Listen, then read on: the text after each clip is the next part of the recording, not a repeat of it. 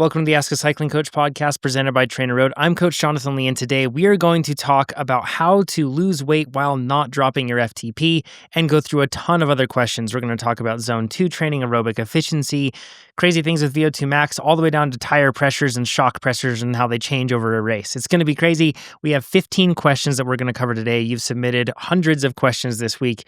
We're going to come right through them, and it's a solo podcast today. So come with me. Let's start it off. And we're going to kick it off with Drew's question. He says, "Hey, TrainerRoad, I've been asking or taking riding and training seriously now for about 2 years. I ride almost solely on the road. Last winter, I used a different training platform and noticed a decent improvement in regards to FTP, but wasn't happy with a variety of workouts or the metrics provided. After listening to the podcast for the last few months, I've decided to go with TrainerRoad moving forward. I did a ramp test recently, and I'm happy with the results at 392 watts as it tracked with the data I had been monitoring. My goal last winter and throughout the summer was to get to and maintain 4 watts per kilogram, which I did. I'm 6 foot 2 inches and around 203 pounds, putting my current FTP around 4.2 watts per kilogram. My goal over this coming winter is at least a 4.5 watt per kilogram FTP. And to help reach this, I'm going to try to get my weight down to the 195 to 198 pound range. Being totally new to the TrainerRoad platform, I'm looking for some help in terms of choosing a plan direction. What's the best route plan-wise to at least maintain or improve my power while I work on losing a few pounds? I generally ride 6 days, that's 10 to 12 hours a week over the summer. During winter, I'll probably train on the bike 4 to 5 times a week, and that includes one longer outdoor ride or a Zwift race on the weekend, and a strength gym workout once or twice a week. Thanks for any input, and I look forward to tuning in the podcast from a pain cave. Best from Drew." All right, Drew, this is the most common thing we all want. The holy grail is to increase our FTP, but then also to lose weight at the same time. It's hard because if we have more muscle mass, then that also usually makes it so that we can have a higher FTP. So we think that in our minds, like it's kind of like a bulking, cutting scenario that you have to do, like, or that's very popular with bodybuilding. However, cycling is a bit different. And I think that a lot of us cyclists get this backwards. And I want to introduce and suggest a paradigm shift for all of us. Really, the constant thought is that I need to pick a time and I need to really consume a lot of calories. I need to ramp my training up. And then at that point, I can increase my FTP. Then I'll run a calorie deficit. And then if I do that, I'll just try to ride the wave for as long as I can at that high FTP and still until the calorie deficit starts to drop my threshold back down. And I think that's the wrong way to go about it. I think we've had it backwards for years, and I think that has proven true with a lot of cyclists in the amateur and pro side of things. Jonas Abrahamsson is probably one of the best examples of this that we can see in the pro peloton as of late. An athlete that used to be very skinny and was focused on that and small, and they were really focused on like kind of like, depriving themselves from calories. And then they had this whole entire perspective shift. And it was like, how can I dose myself with as many calories as possible? And then they saw huge improvements in power. So I think that instead of trying to lose weight, you should just try to raise your power and increase the amount of work you can do. Like really, if you want to lose weight, you got to increase your body's metabolic demands. That will run a calorie deficit. So one way you can do that is really by raising your FTP. If you raise your FTP, you're going to be capable of doing more work. And doing work is what burns calories, not effort. So if you are capable of riding at a higher power for longer, that will burn more calories. So as a result, the way that you can look at this is if you do more work, it's going to make it harder for your body to be able to keep up with that demand, and it's going to pull from fat stores that you have, and it's going to help you with losing that weight that you don't want, which is the fat-free or the fat mass. You could also try to add on, you do say you strength train, you could add on more lean mass through strength training, protein supplementation, or creatine supplementation. And it's probably not a bad idea to do that in conjunction with focusing on raising your FTP. If you have more lean mass, again, it requires a lot of energy to be able to maintain that lean mass. And as a result, your basal metabolic rate goes up. As long as you're fueling the work on the bike, that means that you should be able to still be capable of doing more work, but also just have a higher burn rate and run through more calories, making it easier to become more optimized for your body composition. Practical ways you can do this with TrainerRoad. You could do a goal-based plan for now. If you're going to be running like a moderate calorie, so I should step back. With TrainerRoad, it builds a plan for you, and it's just based on the goals that you have. It analyzes your entire training history, then suggests a training schedule for where you're at right now. And then as time goes on, that will evolve and change as you get stronger and faster, and it always picks the right workout for you. So there's two kind of paths with your plans. You can either train for an event or you can train for goals that are like non-event focused. If you are going to do a goal-based plan, you could do, and if you're going to run like a moderate calorie deficit, I'd suggest going with increasing your FTP or increasing endurance. It might be a little hard on the increasing FTP side, but that's a possibility. Bigger calorie deficits will make it hard to maintain a high training volume. And in those cases, you'll probably want to select maintaining fitness as your goal-based plan. But again, I wouldn't recommend this. Don't aim to put yourself in a calorie deficit through nutrition. Instead, try to fuel the work. Make sure that you're getting what you need off the bike in terms of high quality nutrition, and make sure that you're, filling yourself up with what you need in terms of caloric balance. I really recommend like increasing FTP, adding emphasis to strength training if you're going to do a goal-based plan, that is, and then making sure that you're just really doing everything that you can to prioritize those high quality, high intensity workouts that are going to drive your FTP up. If that's the case, it's going to make it so that you can actually optimize your body composition like you want, Drew. Okay, next question. He says, I've listened to your podcast for years and used TrainerRoad on and off in that period. Love the podcast and the guests you guys have on. Sorry, just me this week. My question is related to mountain bike training. I've been racing cross-country Olympic this year, plus some gravity, and I have a cross-country marathon race coming up November 30th. It's 60 kilometers, 37 miles, or 1,500 meters and 4,900 feet of elevation. I struggle to recover from explosive starts and lose time on the climbs. I've got some red flags popping up there. I don't know if you do. Listen to that. I feel as though I'm doing something wrong. I've been trying to ride and be comfortable at higher cadences of 95 to 110 RPM, but I'm comfortable around 85 to 90. I don't think it's cadence.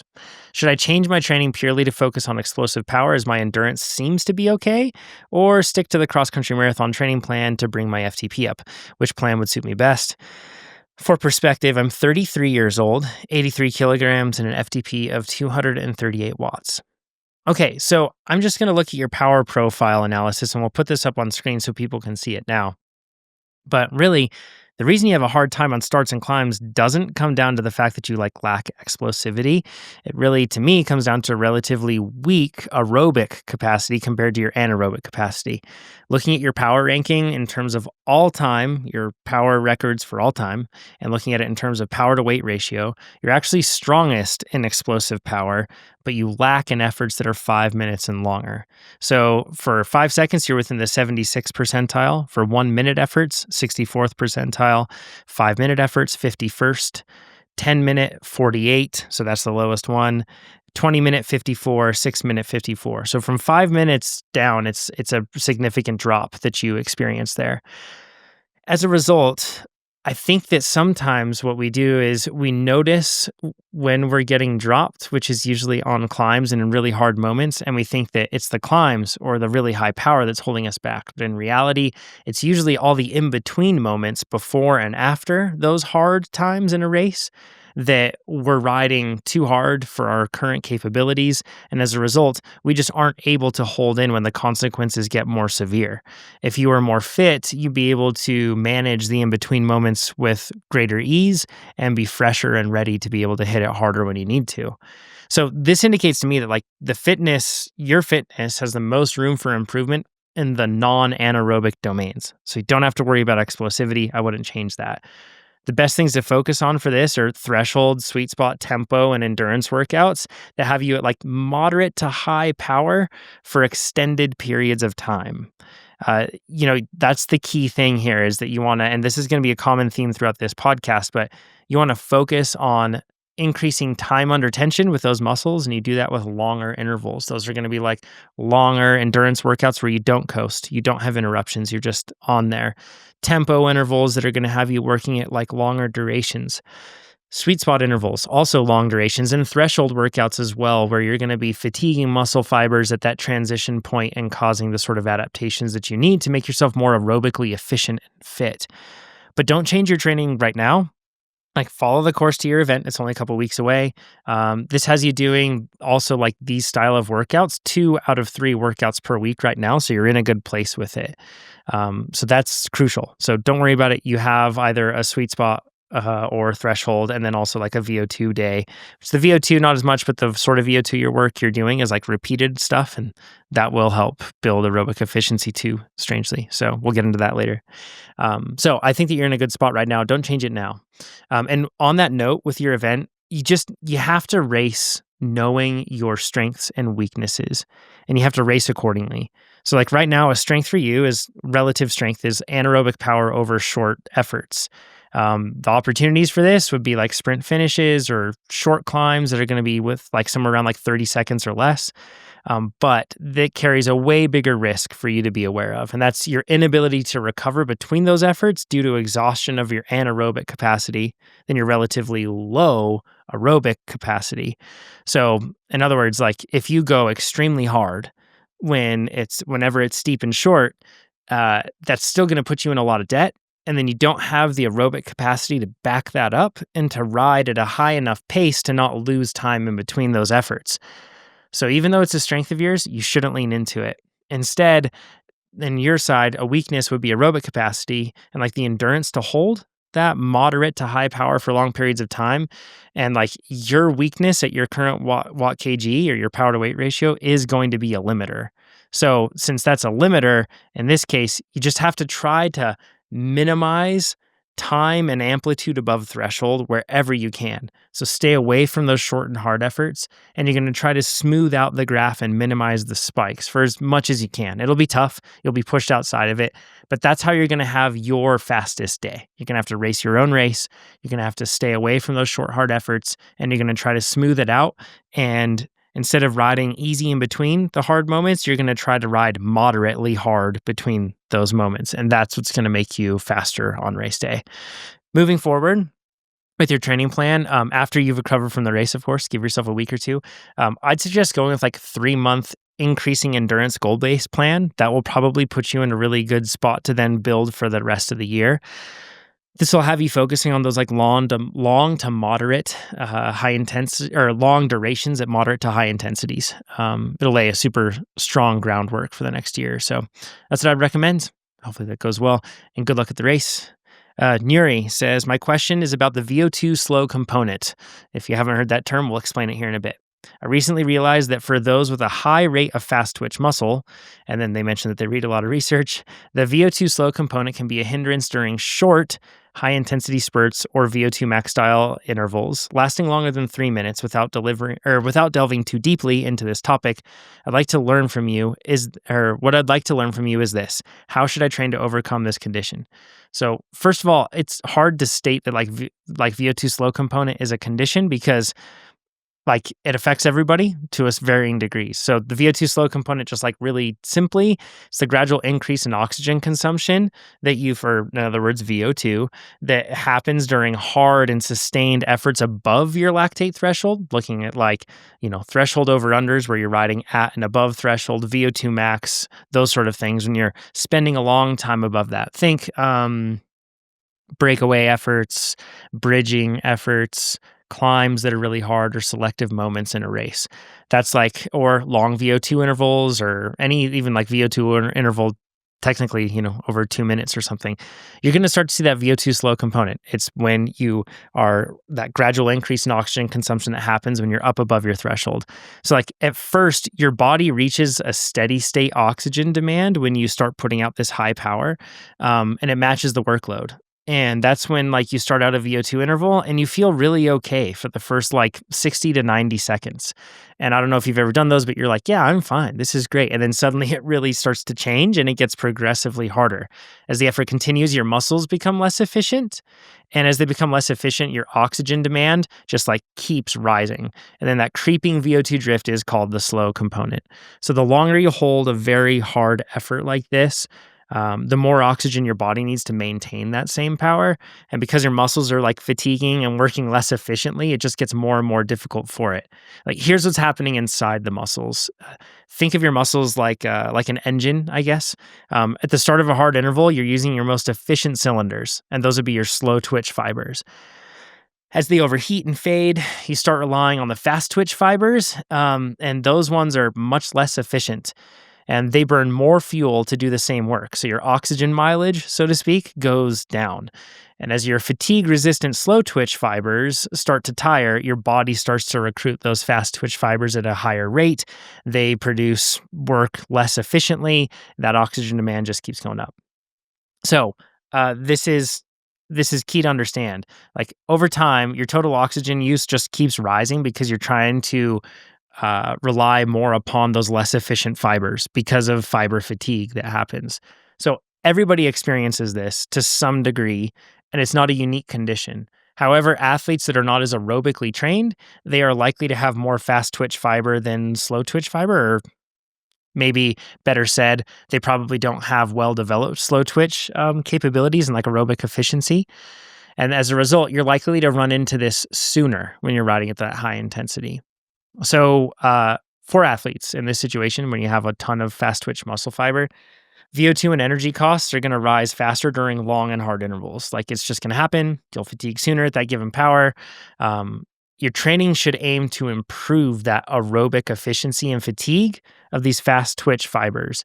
And the way that you do this is through threshold, tempo, sweet spot, VO2 max work. Here's, I guess, some like more specifics on that. You need to send a strong stimulus to the body that it needs to shift its muscle fiber composition. And the way that you really do that is predominantly riding within this moderate to high intensity range. So that's going to look at like the higher part of endurance at long durations, and then tempo, sweet spot, threshold, and specific types of VO2 max work. On the endurance side, like in isolation, doing high endurance work at around 70 to 75% of your FTP is probably going to be the best choice within this endurance zone.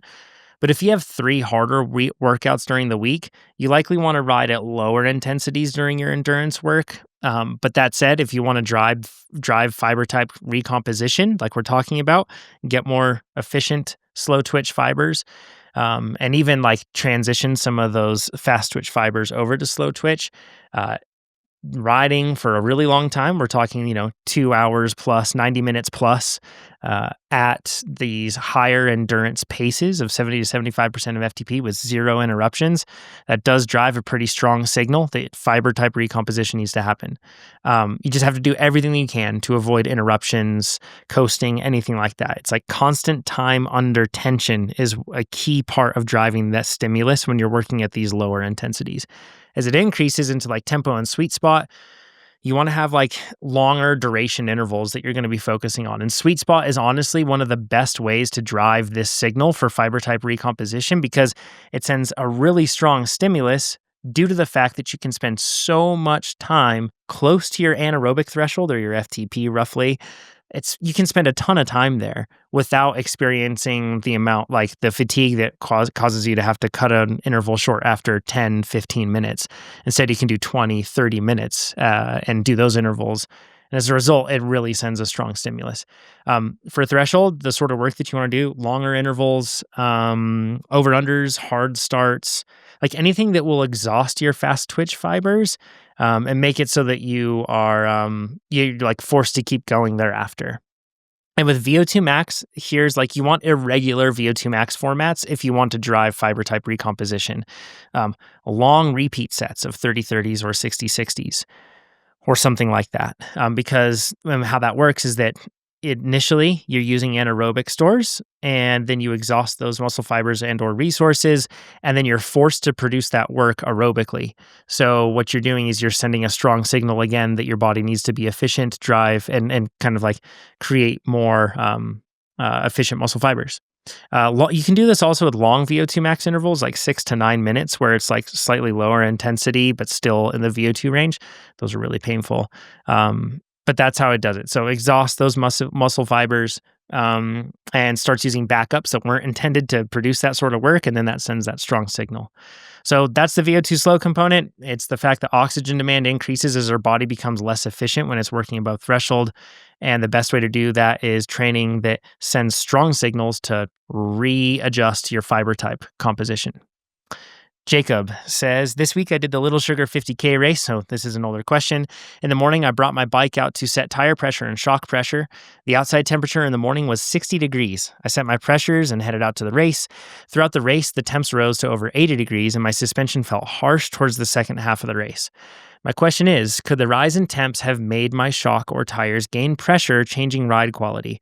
Have you ever heard of riders setting pressures different to their standard settings because during the ride, temps will change? Yes, absolutely. This is a thing. If you go and Fox suspension, they have great YouTube series, or you can look at Jordi Cortez is like one of their main techs that is at the World Cup events, and they're always talking about all the nuances of suspension. And if anybody is a mountain biker that is interested in how chassis and suspension work together to make the bike handle well and support the rider, I cannot recommend that series enough. You'll get like a lot of fly on the wall insight into how they manage this sort of thing. So here's the interesting thing. There is a general guideline that about 2%, like your pressure will increase roughly 2% for every 10 degrees Fahrenheit that it increases. Sorry, folks, in Celsius. You can convert that though. So in your case, when you went from 60 to 80 degrees, that would be a 20-degree difference. So you would be expecting somewhere around a 4% increase over that time period.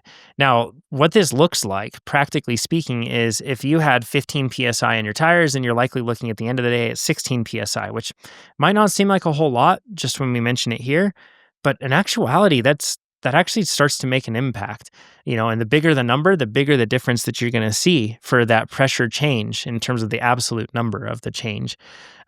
If you're talking about suspension, for example, if you started off with 75 PSI in your fork, that's going to increase to 78.5. And anybody that has adjusted suspension, depending on the fork and the shock, that sort of change, 3.5 pounds or 3.5 PSI, that actually is very much, you can feel it. And depending on certain forks and how everything is set up with the fork, you might be kind of on a threshold where if you go over and pressure, it really starts to feel more harsh.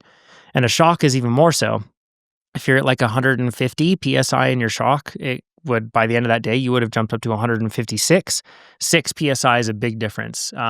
Depending on the bike, that might be enough to change your sag, for example, from 30% to 25% or 20%. So it's like a very different deal. So yes, it is common to hear, and also like altitude affects this as well. As you end up going up, your tire pressure will be effectively higher versus when you're going lower. I think I have that right. Thinking out loud on a podcast, I may have it backwards, but athletes do adjust their suspension according to temperature and this sort of thing. One thing to think of is that also the terrain you're riding absolutely affects it.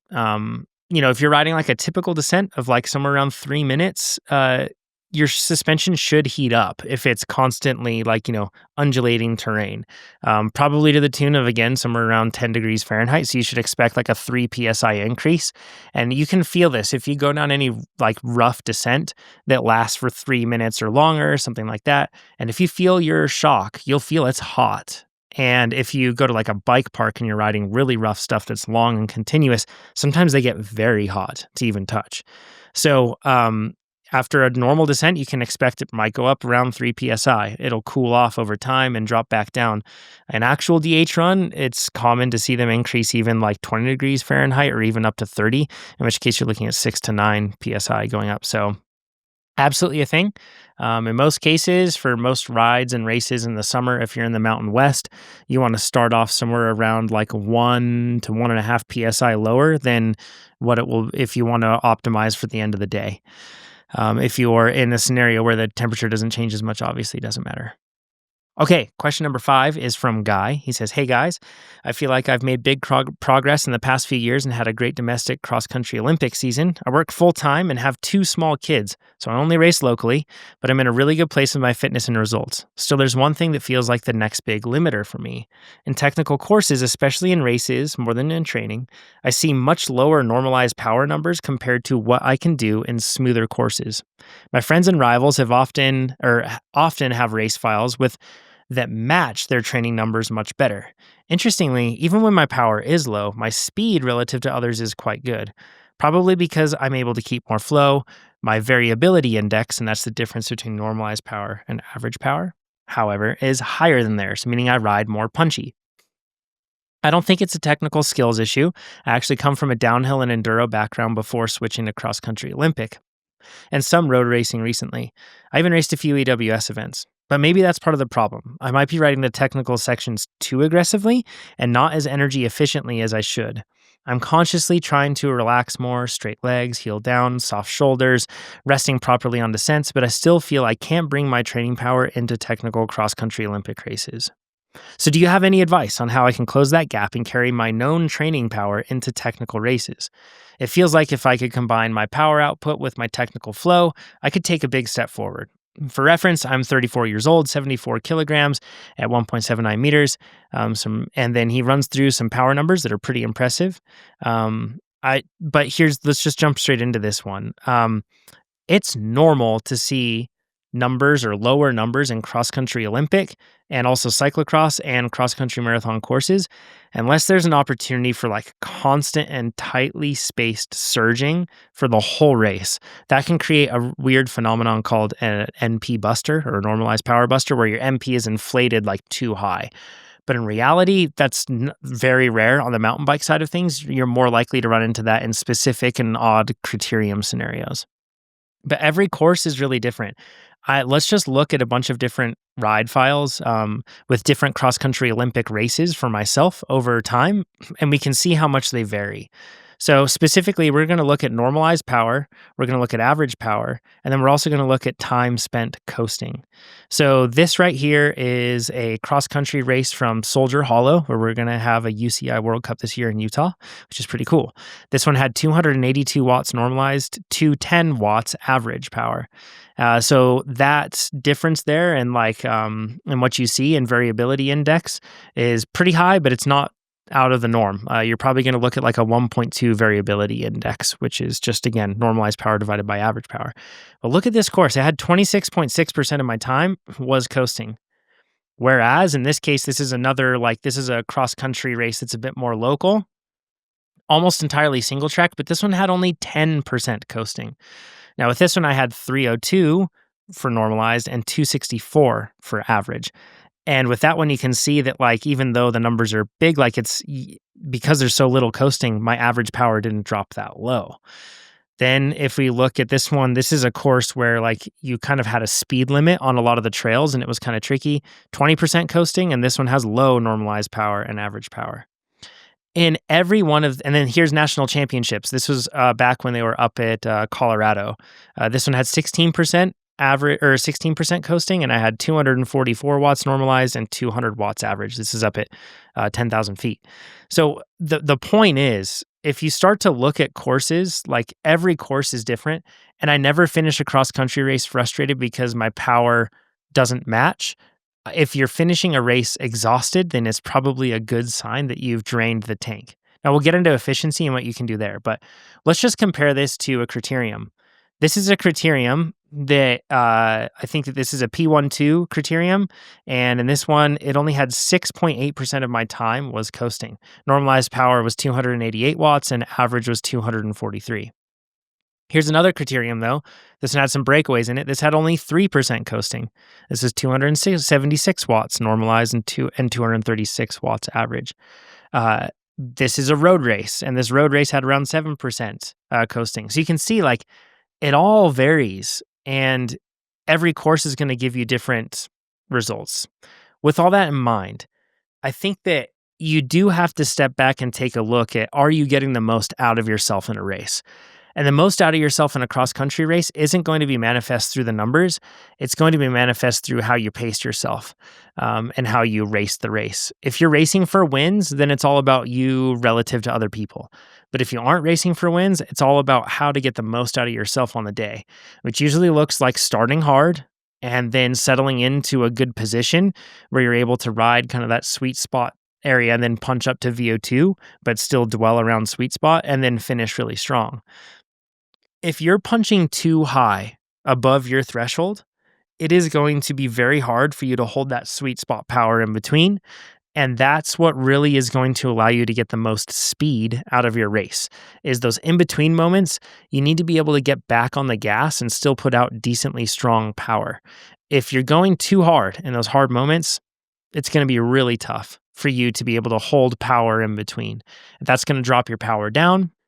It's going to make it really tough. And then it's also going to make it so that anytime you try to go up to that VO2 max area again, remember that VO2 slow component we were talking about? You're going to have exhausted muscle fibers so much that you're going to experience that inefficiency increase instantly as soon as you get there.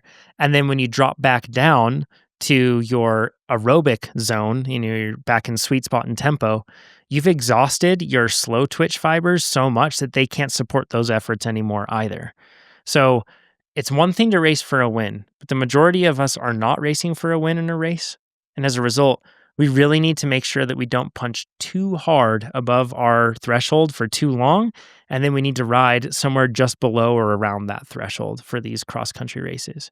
So remember, it's not just a numbers contest. It all comes down to speed. And you have great bike skill, it sounds like. So I would challenge you to go out and find a technical loop or section of trail. And then I would challenge you to have the least amount of coasting time and the lowest power while still getting the fastest time. If you can balance those three variables and increase your speed, you are going to make yourself much more efficient. In a race, you should look at those technical areas as a way to be precise and leverage what you have, but a place to save energy. That's probably the biggest spot that hurts athletes that aren't technically skilled is it's not necessarily the time they lose in that section, it's the time they lose after it because they're a little too tired from that hard stuff. So hopefully that gives you some good insight. Don't worry about reaching your training numbers. Instead, just worry about focusing and executing in that race. Okay. This question is from Paul. Paul says, a bit of context here. I'm 76 years old, have been cycling and racing, mainly triathlon, for 30 years. My VO2 is 44, FTP is 2.45, and I accomplished all my goals this year, including Mont Ventoux from Sol in 2 hours, 11 minutes. Quite proud of that. Great job, Paul. That's awesome. 76 years old. That's cool. So now it's in the off season and I need a program for an obviously senior athlete, specifically 4 rides a week. And he's mentioning combining something that has him on the Saturday group ride that will aid recovery at the same time. He doesn't want to lose his hard-fought VO2 gains he's made this season. So he's asking, is there anything in the cards for him? He says, by the way, having seen it all over the years, I really feel TrainerRoad is by far the best thing out there. So thank you. Thanks, Paul. Love it. If you want to go try it, go to TrainerRoad.com. I think it's probably best if we just kind of go over some training plan options here, and kind of or I should say a schedule and look at what it works like. So first things first, something to know with any TrainerRoad plan is that you can train anywhere from 2, 3, 4, 5, or 6 days per week. And then you can also make it so that you do 2 days a week or 3 days a week of intensity within that. So in your case, if we're looking at this, Paul, let's just drop you, let's say that with what you want to do, which I believe you said 4 rides a week is what you wanted to do. So if we just select 4 rides per week, this is what it suggests for me. And then, but we'll adjust this one. So then instead of just 4 rides a week, we're also going to drop this down to 2 days of intensity because that's what it'll suggest for you due to your age. If we do that, you'll see that it's going to give me a training schedule. It'll note that it's an adjusted training schedule, but it'll give me a harder workout on Tuesday. First, I should say, day off Monday, harder workout Tuesday, day off Wednesday, than an endurance workout on Thursday, day off Friday. Saturday, I have a harder interval workout, and Sunday, I have an endurance workout. So that's like a 4-day structure that could work really well for you, and then that has 2 days of intensity. But you could do 3 days, 2 days, you could do any of them, and you could do 3 or 2 days of intensity per week. And what our model does is it actually goes back, analyzes your training history, and tries to meet you where you're at and give you a training plan that will make you faster for right now. So that's a great way to go about it.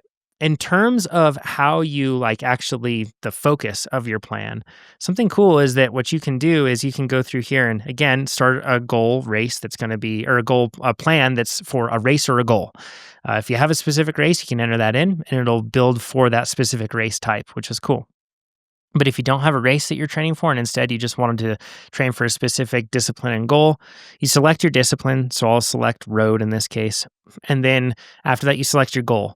And you can pick from increasing FTP, improving climbing, building endurance, getting faster for group rides, general fitness, or maintaining fitness. So there's lots of options for you to pick from. And I think there's a good plan for you. The cool part is it will build out everything that you need, or it'll import any activities that you do that are off the bike, yoga, strength training, anything else like that. It'll all pull it in and it'll adjust for your fatigue. So, Paul, if you sign up and sync Strava or Garmin Connect, it'll pull in your training history, look at everything, and give you the plan you need, and you got all the flexibility. James' question. He says, I found out last week that I will be heading to do Cape Epic of all races, and my nervousness has kicked in already. Despite having done stage racing before, Breck Epic they mentioned, this one just feels different. I'm also doing the race with the top American Ironman pro, so I have an absolute diesel to try to keep up with on the flats and climbs, and then tow him down the descents using my mountain bike background. Man, I wonder if you're riding with Ben Hoffman. We were at a wedding over the weekend and talking about at Cape Epic, and he mentioned that he's doing it with somebody. So, James, maybe full circle moment here. The questions, looking at my current fitness and training, what might be my key areas to address, and what plan outline would you have from now until the race in March?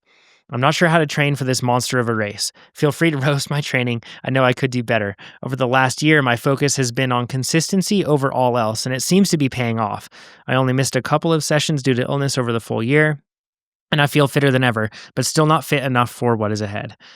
He also mentions, P.S. You'll see running on my calendar. I plan to keep 2 quality runs a week because I love running and plan to dip my toe into Xterra soon. So while exclusive cycling might be best, I probably won't be doing that. So first thing I want to mention is I was just speaking to Matt Beers this morning about this race, and it seems like the pro race is similar to the amateur race in that Cape Epic, usually every stage, except for the prologue, it's a 90-minute cross-country Olympic effort. So it's punchy, all out, and absolutely unsustainable. And then you just hold on with everything that you have thereafter for the remaining 3 hours or something for the day. If you aren't in the GC battle and you're not caring about that position, clearly everyone wants to do well, but if you really aren't in a GC battle for any reason and there's no stakes, it might be best to keep your powder dry and then just not go out too hard and then try to scoop up the shrapnel by staying within yourself. But you can get into some terrain bottlenecks as a result of that can lose you a ton of time. And that can be pretty tough. So you'll have to balance that based on how you guys feel. I'm sure that at the very least, for the prologue and the first stage or two, you guys will be riding really hard.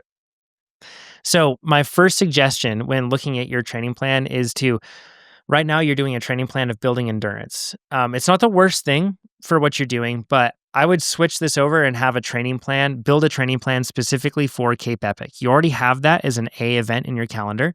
And the way to add a stage race in is when you add an event to your calendar or you're building a training plan for an event, you can just say, I want to train for a stage race. And that's the event discipline. And then it'll allow you to add the stages in and you can plan for that. If you do that, that's going to give you the sort of training that you need for Cape Epic. It is such hard terrain that you will be forced over your threshold repeatedly and continually for 8 days. So cross-country marathon plan is going to really help, even though it's really long stuff that you'll be doing. The cross-country marathon plan is probably going to be best. It's going to have you doing hard starts, which is a common profile that you'll experience in the race. It has you doing a mix of different VO2 work, and it has you doing a lot of sustained, your threshold, sweet spot sort of stuff is going to be longer. I can't advocate strongly enough for that. That's going to give you the muscular endurance and durability you need it's still going to feel really hard and you're completely destroyed every day, but you'll just be going a bit faster than you would otherwise. So that's my first suggestion. The second suggestion is to drop the running 6 weeks before Cape Epic at the latest. I know that's what you want to do, but if you want this race to go well, it's such a huge investment in time, energy, money, everything else. I can't recommend you keep that running in there. That's looking at the running that you have.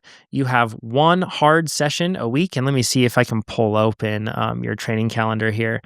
So looking right now at your calendar, we can see that you have these runs in here that you sometimes do, sometimes skip, but you have an easy run on Mondays. You have on Thursdays, you typically do your harder run. And then on Saturdays, or quality run, as you say, then also another quality run you do those on Thursdays and Saturdays. That will start to get in the way. That's just the nature of it, especially when you're doing harder workouts like what we're seeing right here. So with this in mind, I really think that it's crucially important that you drop those runs from your calendar, specifically when you get within 6 weeks. With that in mind, I think a third suggestion is do your weekend longer outside rides. Right now, your training plan has you at about 3 hours for those rides. Those will trend upward over time, most likely. Do those outside and do them on mountain bike trails if at all possible. It builds that strength and coordination that you'll need under fatigued circumstances. Will help you figure out that maybe you don't love those grips, handlebars, or saddle over like too much time, or it'll help you kind of suss out a lot of those details because it's just such a long race. And my fourth suggestion is heat training. The sort of training that you'll do will make it hard to fit in heat training, particularly if you're running. The cup would be way too full if you're running, and then if you add on heat training, even more. Um, but with that said, make sure you pair the heat training on your hard days. After you finish a hard session, that's when you do your sauna time or hot bath time or sitting in your car with the heater on blast, whatever you want to do. Right after your training, that's when you do the heat session. You can look up a podcast that I did where I went into more depth on the heat protocol, but effectively, good guidance for it is that you want to spend, the key is that you want to get to a point where your heart rate is significantly elevated. That should be some sort of a sign to you that your body is enduring a level of heat that is causing stress that's sending a signal that will drive adaptation. You want to work your way up from spending maybe 10 minutes in that elevated heart rate scenario, which might mean that you spend like 30 minutes in the sauna to get to that point, maybe, or less. But you want to make sure that you spend 10 minutes at where your heart rate has noticeably started to go up. And it might plateau there for a while, but it's just noticeably gone up. Stretch that over the course of 6 weeks or so. You would want to stretch that to the point where you're able to spend somewhere around 15 to 20 minutes in that scenario, but definitely no longer than 20 minutes. And then once you get within 2 weeks of the event, you want to back that off. And instead, you want to if you're going to get to the point where you're doing 4 sessions per week with that, or 3 sessions per week, you would want to back off, and maybe even doing 5, something like that if you're really going after it. But you would want to back it off to doing 2 to 3. And that week before that race, you just want to do 2, probably nothing more. That's a good heat acclimation protocol. Good luck at that race. It's such an incredible one. Jacob says, I need to restart strength work and pick my next training plan after my current one ends this week. It's hard to pick out which days I can and should strength train.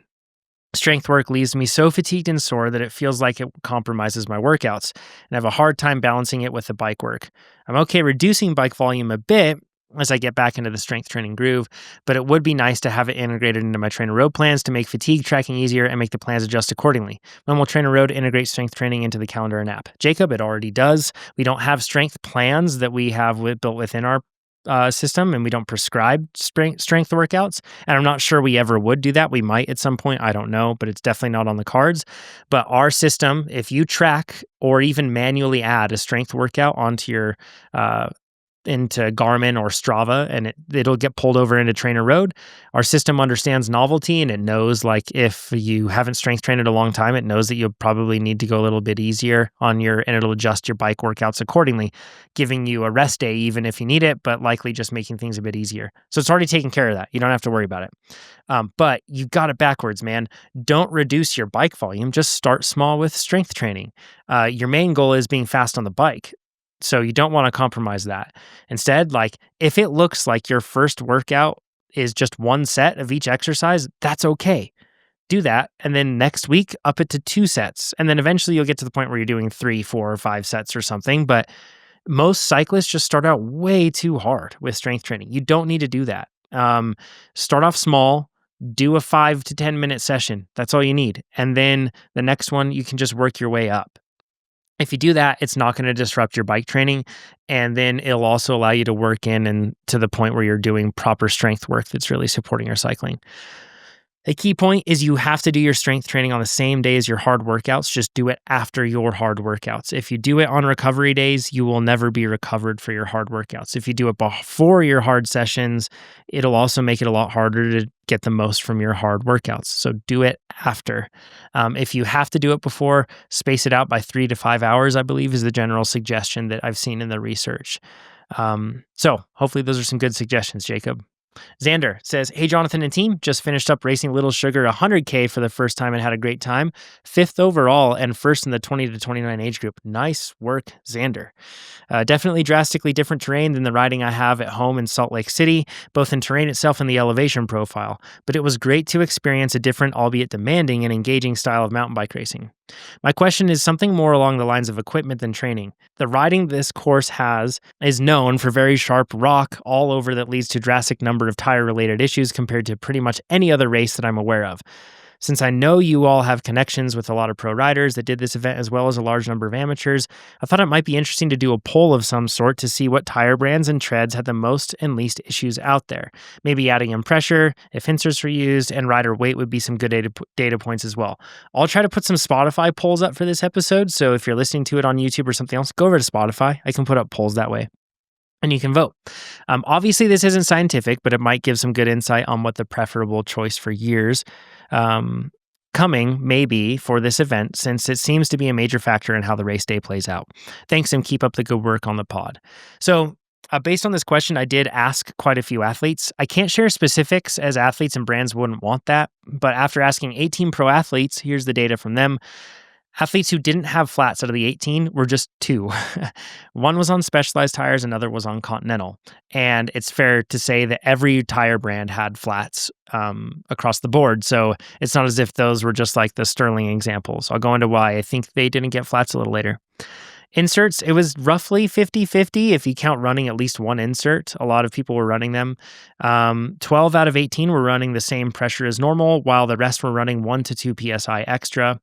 There was a loose correlation between rider weight and flats. More weight equaled a greater likelihood of a flat, but it wasn't absolute, and I also didn't ask their weight. I was just guessing and assuming. There was also a tighter correlation between mountain bike skills and flats.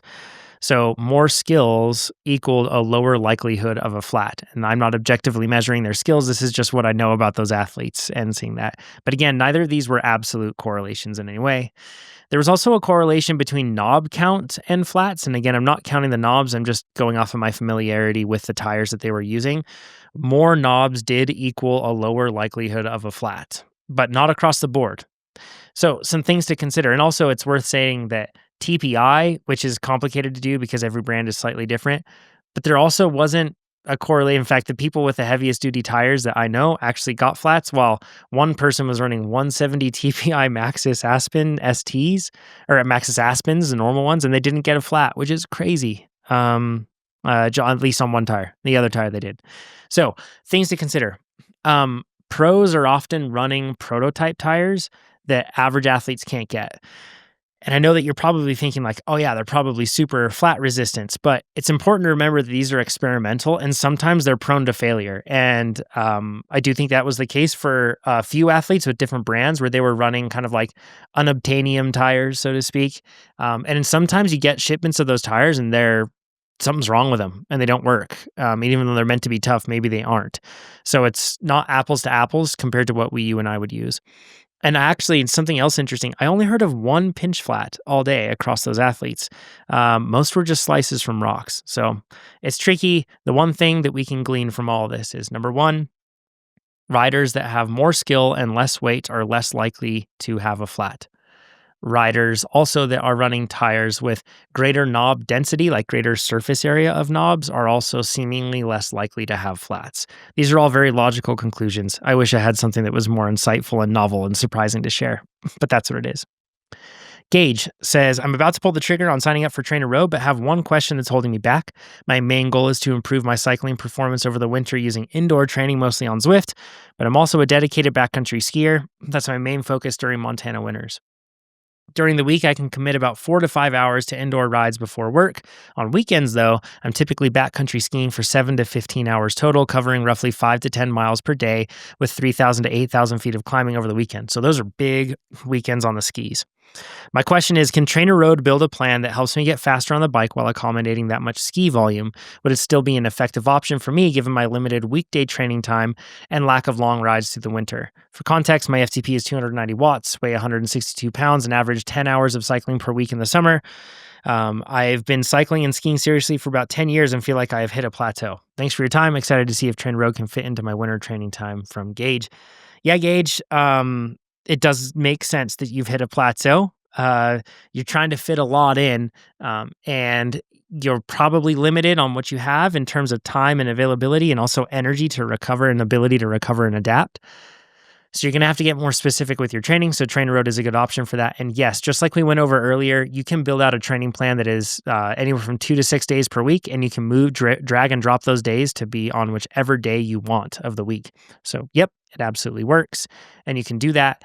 It will keep track of like fatigue and kind of keep that keep an eye on that for you. I would recommend training somewhere between 3 to 4 days per week. And honestly, if you want to break past a plateau, it would be crucial to cut back a bit on the skiing and make sure that you're spending at least one of those weekend days on the bike a bit. So that's probably going to look like an endurance ride or maybe a harder interval ride or something. But, it's hard to just do all the things and expect it to get better. You are going to have to prioritize to a certain degree. Dan says, morning, Jonathan and TrainerRoad crew. First off, I'm bummed that the only time I got to meet you at Little Sugar was when I was passing you in a switchback after you busted your spoke. Yeah, Dan, you and many others. Since starting on TrainerRoad, my FTP has climbed from 219 to its current place at 311. Most of my training and racing has been based around FTP gains and XCO racing, and after listening to a lot of the podcasts this year based around Leadville, it's really been on my mind to try and qualify somehow and begin training for it. I completed Little Sugar in 19th overall and 9th in my age group with the puncture on the ledges section of the course. And I'm really happy with that result for not really training for this type of race. I'd love to have you guys maybe analyze this race profile in my previous workouts to see what I should be changing up this offseason in case I do get selected for Leadville somehow. So let's cut straight into it.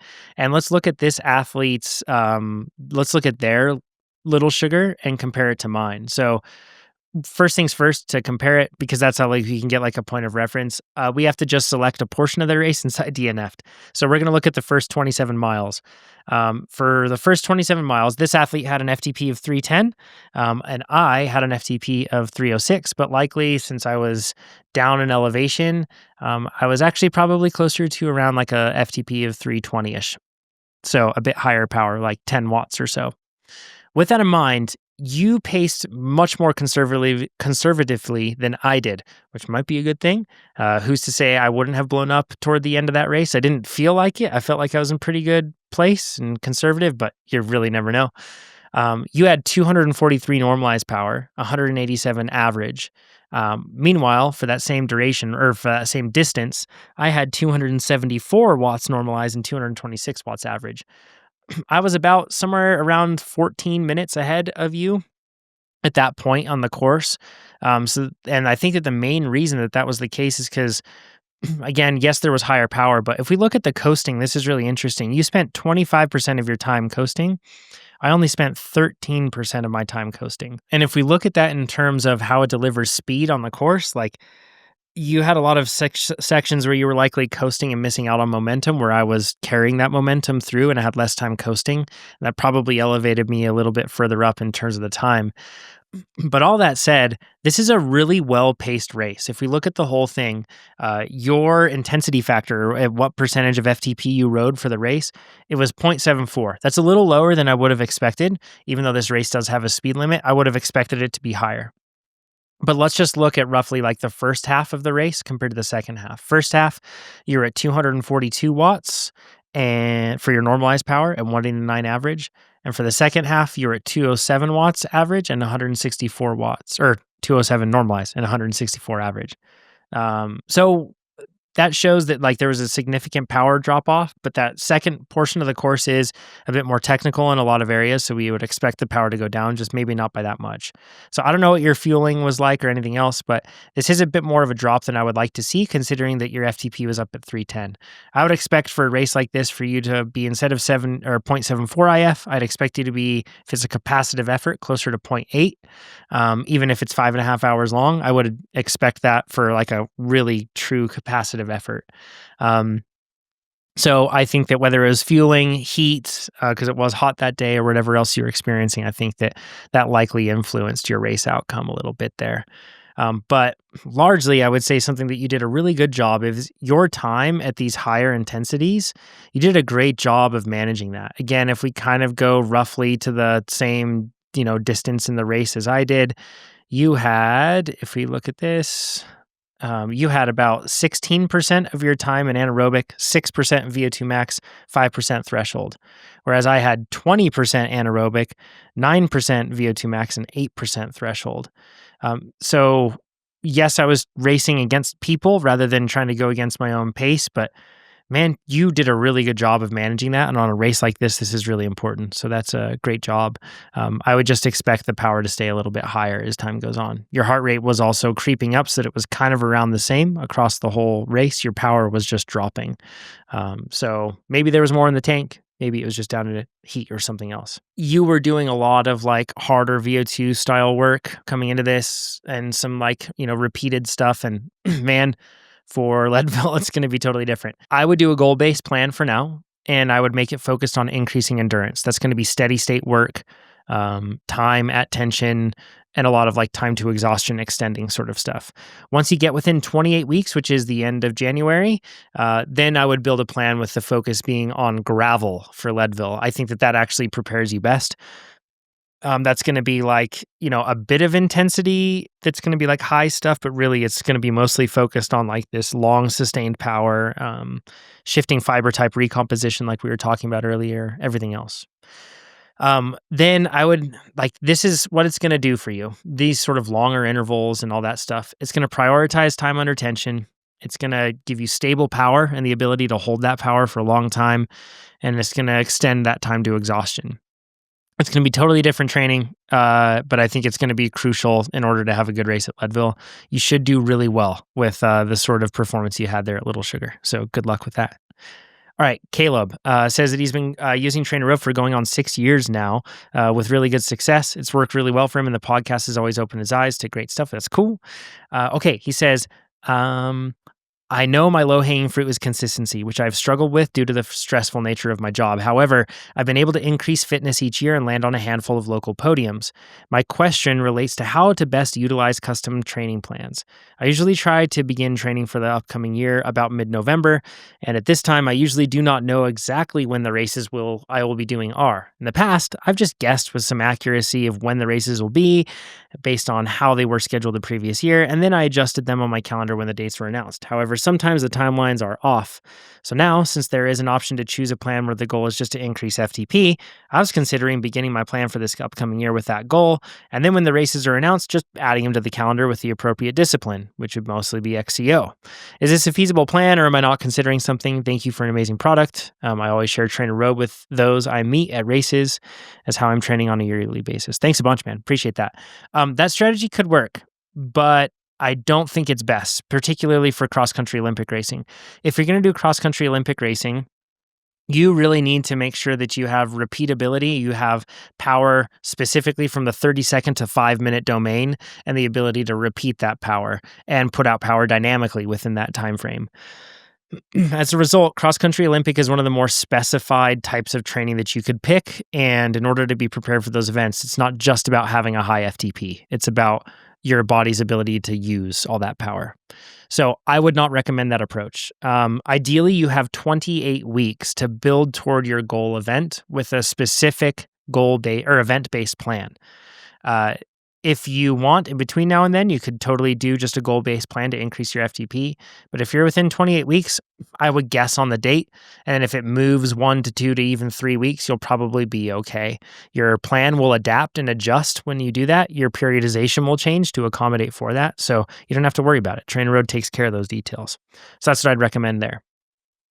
Anders says, I've been using TrainerRoad since September 1st and I'm happy so far. TrainerRoad estimated my FTP to be 311 watts on September 30th. I took a threshold test and a VO2 max test. And this is where they were measuring blood lactate to do this. Where I was measured at LT1 or lactate threshold 1, that's their first threshold, at 250 watts at 1.3 millimolar. And that was at 151 beats per minute.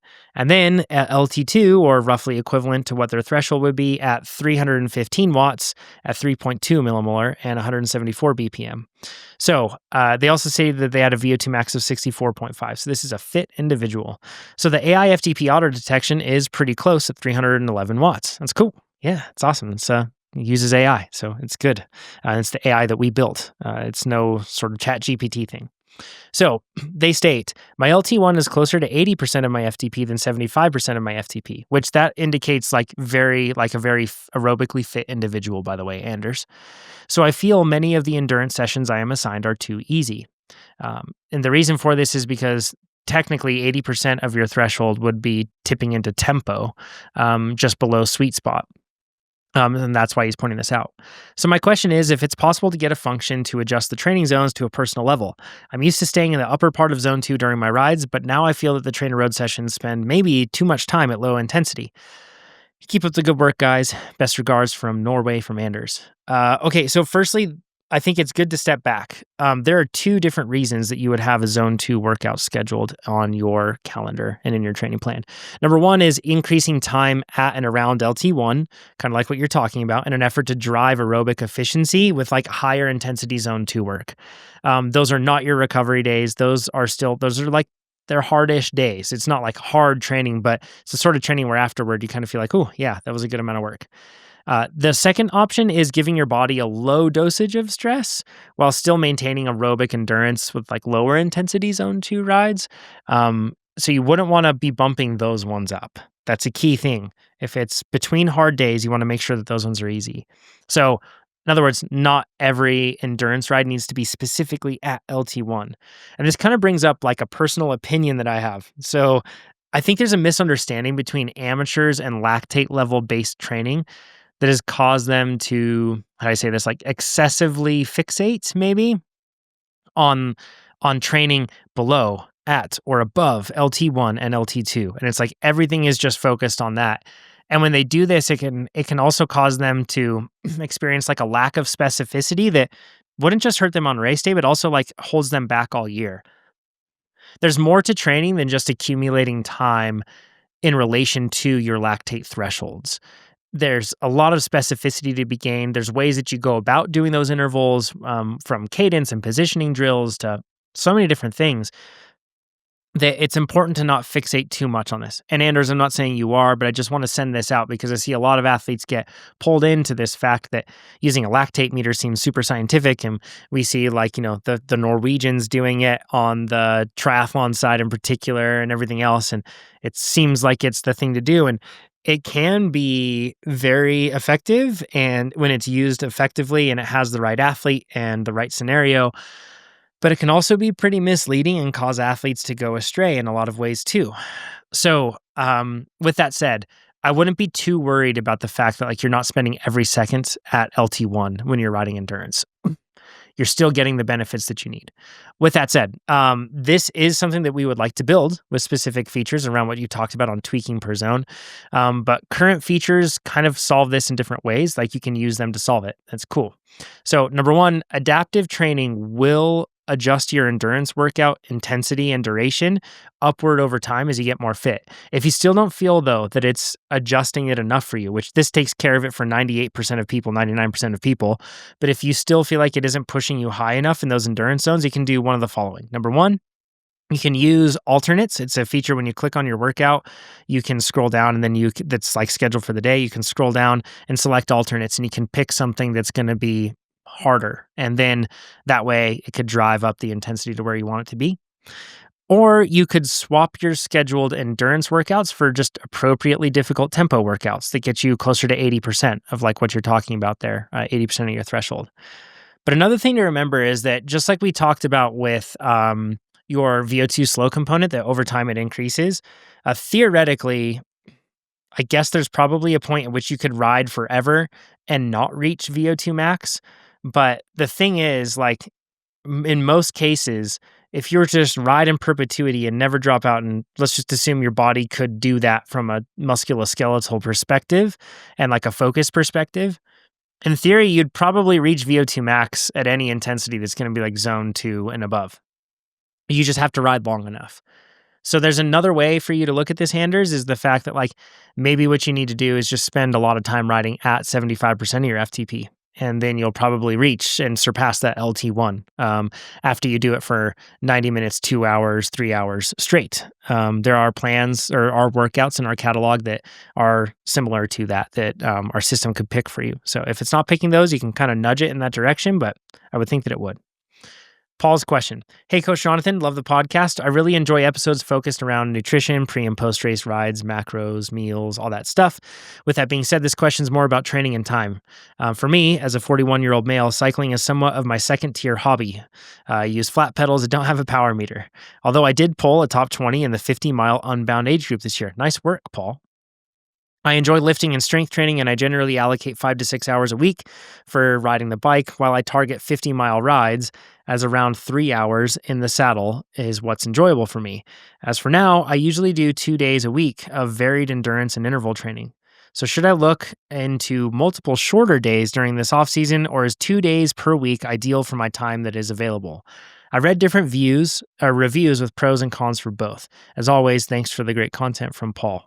Paul, this is a great question. It brings up the concept of training frequency and adaptation signals.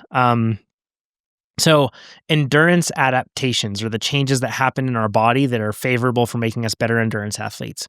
There's many of them, but like mitochondrial biogenesis would be one. Capillary density, enzymatic changes, that sort of thing. Like these are all transient responses to each workout. So you train, and then there's a response that signals that more mitochondrial biogenesis, enzymatic activity, capillary density those processes, more of them should take place in the body to respond to that training. So then we're more prepared for it next time.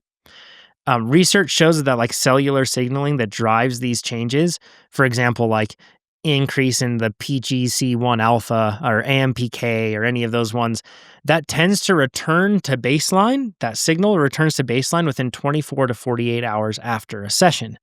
So what this means is that if you only train like once or twice a week, you're essentially like starting over each time instead of building on top of that previous signal.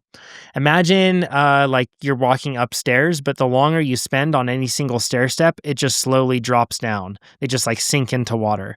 So if you just take one step, it will sink back down to where you were at the next one. And then you'll take another step and it just sinks back down to where you were. And you can't actually build and get higher and higher. That's what you're doing when you don't train frequently enough. You aren't sending signals frequently enough so they can layer on top of each other. Some like general guidelines for this. More frequent, smaller doses of training stress will almost always give you a higher ROI than the same training stress in fewer sessions. You typically don't want to go more than 3 to 4 days without stressing like a specific system in order to get this cumulative benefit and avoid starting from scratch. So my suggestion is to start with 3 days per week with 2 short, structured high-intensity workouts and then one that's going to be maybe a bit longer. And that might be something like what you're doing right now. But then I would even suggest that if you replaced your 3 just like 2 unstructured sessions with 3 highly structured shorter sessions, I bet you'd see more improvement. As time goes on, then you can add on even more days to it. But yeah, my strong advocation is 3 to 4 days a week. And if you can do less volume like that, then maybe on the shorter workouts, and then you still have your longer, enjoyable 50-mile ride, that's going to make you way faster than just doing 2 of those 50-mile rides. Okay, Zachary, this is the last question. It says, Dear TrainerRoad coaches. I have to confess, I followed the structured training plan last winter and saw really good results. Awesome. I'm seeing power numbers like when I raced some number of years ago, but I'm riding because I think I might be an interesting person to do a deep dive on my training. I love training, but why I train now is I love riding my bike in the mountains, 100 to 150 miles with multiple long climbs. This next summer, I would like to continue going on the long adventure rides with similar average power of around 200 for 8+ hours, but I'd like to be able to climb at 4 watts per kilo again. This is what I used to be able to do when I raced. Could your team look at my training history and help me get faster? Thanks. So yeah, it's totally possible to get to the point where you're sustaining 4 watts per kilogram going up climbs. And here's what you'll need to do. So let's look at your training calendar. Let's look at the top of your training stress chart. The first thing that stands out to me is a lack of consistency. So you mentioned that you already recognize this and that this is like a room for improvement. But there's two things that are like really key to point out with this like lack of consistency that you have. Number one, an ideal training stress chart looks like you're going to have actually kind of the reverse of this right here. So right here, we have a low week that we see. It gets higher, yet, and then you have a down week. And then it goes and builds back up. You're just building in the wrong direction. So with your training stress, if you're to look at it from that perspective, you want it to see it ladder up for 2, 3, or 4 weeks, depending on your training plan. And then you want to see a week where you deload, you drop that load.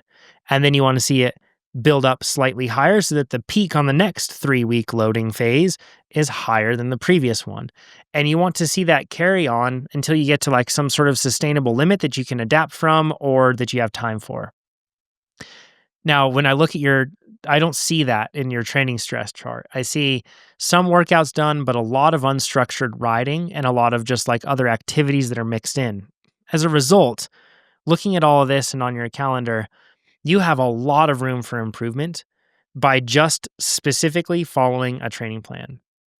I think that if you introduce consistency into your training in the form of committing to following a training plan with close adherence for 12 weeks, you will already probably be at the point where you're getting close to, if not climbing at 4 watts per kilo on these climbs, even on big days. You'll have to respect your rest weeks and rest days, though, and that's really tough. Because if we look on weeks when you should have been resting, you can see you've pushed through a lot of, red days on here on your calendar. You've pushed through yellow days in different areas too. And as a result, if you keep doing that, it's just going to make it so that when you do need to train hard on those key days, you won't have the energy to do it. You'll be too fatigued. So you have to commit to following a plan with close adherence. This is so crucial. And I think athletes don't consider this enough. If you were to get directions to go from your house to the store, but you only followed 70% of those directions, and you didn't end up at the store, you would probably think, man, I should have followed directions better. But I think us cyclists, oftentimes what we do is we put a training plan on our calendar and we only follow 70% of the directions at best. Oftentimes it's closer to like 50 or 40%. And we get to the end and we're like, that training plan sucked. But in reality, we only followed a portion of it. And I think that analogy of following directions and going where we need to is really appropriate in this case because a coach and a coaching system like TrainerRoad that uses AI has a very comprehensive view on your capabilities and is able to prescribe where you should be because it understands your potential. You have to follow the plan with adherence. There's a lot of athletes out there that are probably looking at getting HRM measuring or like an HRV measuring device. Maybe you're looking at layering in heat training, or you're planning on doing any sort of level of marginal gains tweaks to your protocol. If you're trying to bring all these changes in and you're still following a training plan at 85% adherence, you are missing the picture. You need to increase your adherence, get to 100%. When you get to 100%, then sweat the details. But focus all other energy that you have on getting to closer and tighter adherence to your training plan. That doesn't look like just hitting your hard workouts well. It also looks like hitting your easy workouts as easy as you should, resting as easy as you should. And if you're doing that, that's what 100% adherence looks like. It's really hard to do, but when you do it, It makes you faster when you've got a solid plan. And in this case, you know you will have one because it's using AI to give you that plan that we've built from the ground up to make you faster. So in this case, Zachary, you need to introduce consistency. The best way to do that is to follow a plan. And if you commit to it and follow a plan with strict adherence, that's when you're going to be able to see the benefits from it. So commit to it, follow it. You're going to be climbing at 4 watts per kilo before you know it. That covers it for this episode. Hope you enjoyed and got something valuable from this one. And hopefully it's something that can make you faster, from everything talking about the VO2 slow component to talking about signaling adaptations to losing weight while increasing power and everything in between. Hope it was helpful. You can submit your questions down below in the YouTube comments or Spotify comments, or send them in at trainerroad.com/podcast. And if you want to become a faster cyclist, sign up for TrainerRoad. It's designed to make you faster. We've trained our own AI models from scratch in order to make that happen. We don't use ChatGPT or anything like that. We know that AI is really good at solving specific problems in the coaching world, and that's what we're doing with it. So if you want to get faster with the future, go sign up at trainerroad.com. Talk to you next time.